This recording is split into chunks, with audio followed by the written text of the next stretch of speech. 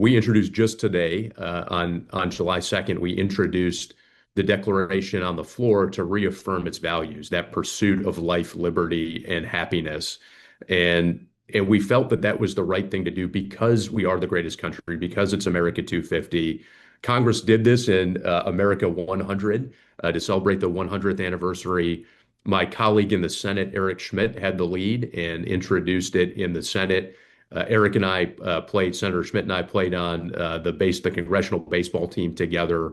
And what a just incredible event that was, that showcased um, America and coming together to support charity, and that was wonderful. But we felt like this was the right time to do it so that generations forward understand that we love our country at America 250, that we love patriotism, and that we've got to fight against this uprise of socialist ideology that's happening across our country, that we've seen in New York City, that we saw in my opponent in my general election.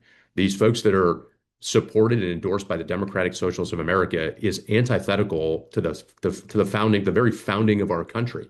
And we've got to fight against that. Socialism, Marxist, leftist ideas have failed every time they've been tried in the history of the world.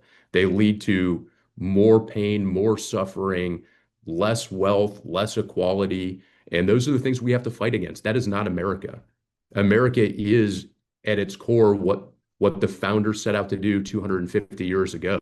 And we've got to continue that. We've got to continue to talk about it, and we've got to continue so that the next generations know about that freedom and liberty and pursuing that greatness. I was raised to be a patriot and to love patriotism, and that's what my wife and I are raised. That's how we're raising our daughter. And it starts with parents and being able to talk about those values, the things that make our country exceptional, truly American exceptionalism. But then it extends into schools, and we have to have strong civic education that teaches the same. I was fortunate where I grew up in my elementary school, where we celebrated the Declaration of Independence. We dressed up, and there was a whole program to sign the Declaration and to relive that.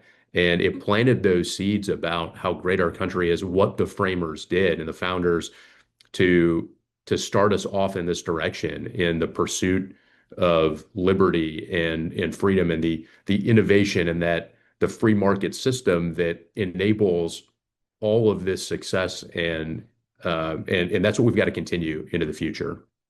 And the final thing I would say is I'd urge my constituents and to all of the listeners and viewers to just take time with family here on America 250 on July 4th, to celebrate with family and friends, and to recognize how great our country is, and that you are a part of what makes it so great.